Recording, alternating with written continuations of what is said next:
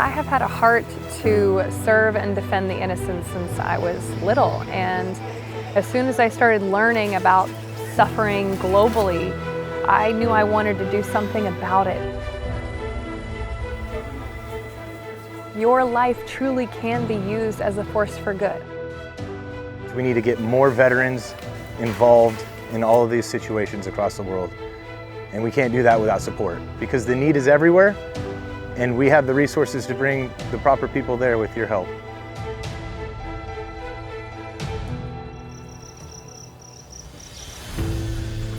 Focus on conveying empathy and not changing the other person's perspective. I am truly conveying empathy, conveying that presence. It doesn't even matter what they're saying, you're just fully there without changing, fixing.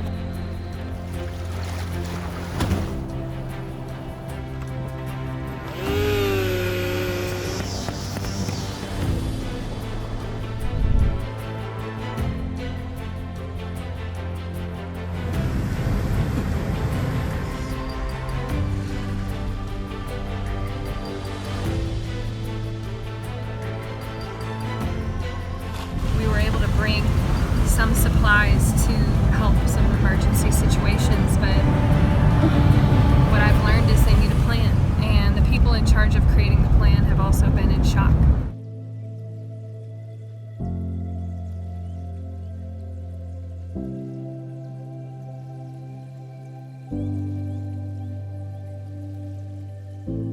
We're running a clinic today for those who are in desperate need. We're going to be handing out emergency relief supplies for people who need it most.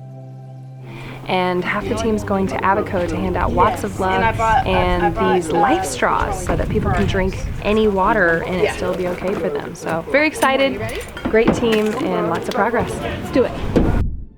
We had 2,500 bags of rice to repackage so that we can distribute them to families that are still in need after the hurricane and the floods came. And now we're going to package up kits so that we can take them out over the next couple of days and go to far-reaching areas that haven't had food supplies in a while.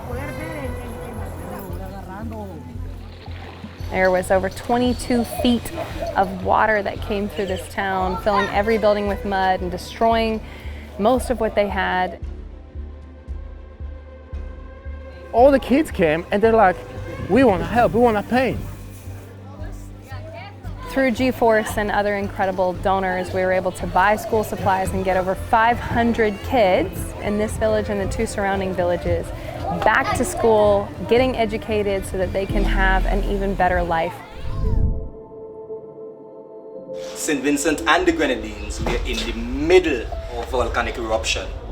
About 3 days ago, it went from effusive to explosive. So it's total disaster now. We are heading over to St. Vincent first thing tomorrow morning to deliver much needed aid. As we were coming out here on the boat, we saw another gigantic eruption.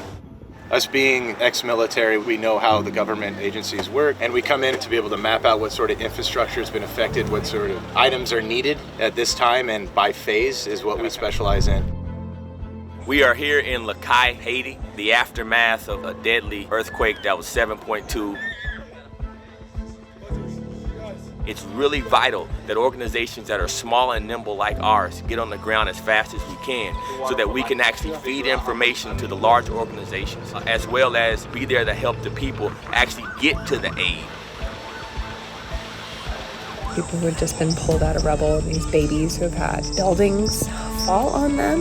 We're having to splint their broken bones with cardboard and get the emergency ones on helicopters so they can get to a better hospital because these are so limited and everybody's sleeping outside. We're in Louisiana cleaning up today from Hurricane Ida. Come across the aerial recovery people and they're putting up a roof, top on my roof because I have nobody else to put it up. That is just so helpful to someone like me who doesn't have anybody to do anything for. We're here in Mayfield, Kentucky. It's 27 degrees. Our team got here boots on the ground within a few hours after these devastating and deadly tornadoes touched down.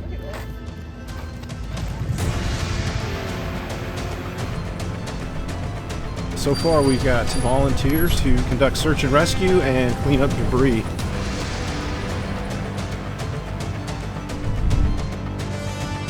We're in Antigua. I'm Harold Cox from Tennessee Brazilian Jiu-Jitsu Academy.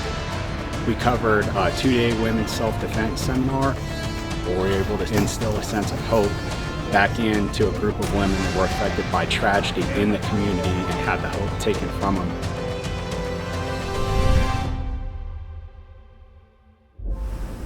It's very important our children go to school, but we can't. We are refugees. We are not allowed. There are Afghan refugees living in Tajikistan in a situation that somehow, very hardly, they are managing to cover up their life expenses. We've just delivered supplies for the teachers, and we're covering all their operating expenses for 2 months.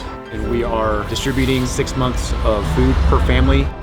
The reception has been great. Everyone is very thankful. An estimated 200,000 children in Ukraine's orphanages and foster homes are needing support. Aerial Recovery, a charity composed of former US military veterans, are assisting vulnerable people fleeing the crisis. How can we save lives? Number one, we're not here to impress anybody. We're not here for a board. We are here to save lives purely.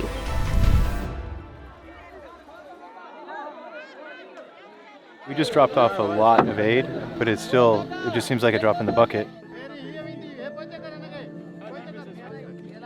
It's like bittersweet, right? Like we were able to deliver stuff, but now there's so much more people that see the food and now they maybe don't get any, so there's just way too many people for the capability right now.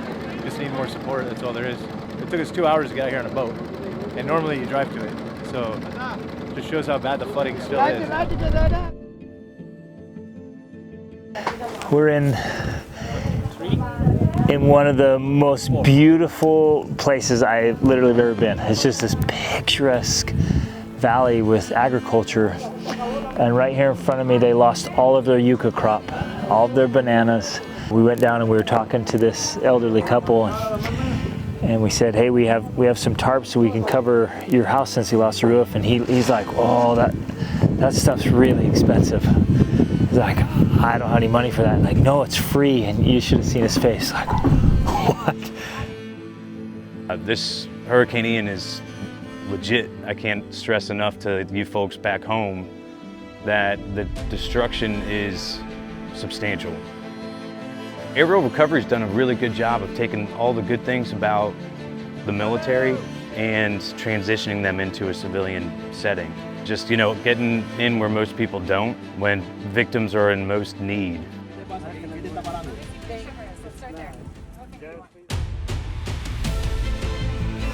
Everyone gets knocked down. The opportunity before us is to use our skills, our resources, our assets to reach back and help our fellow brothers and sisters through the hardest time of their entire life. We are here to make a meaningful difference now and long term. Are you going to look back at your life and see that you did something about this?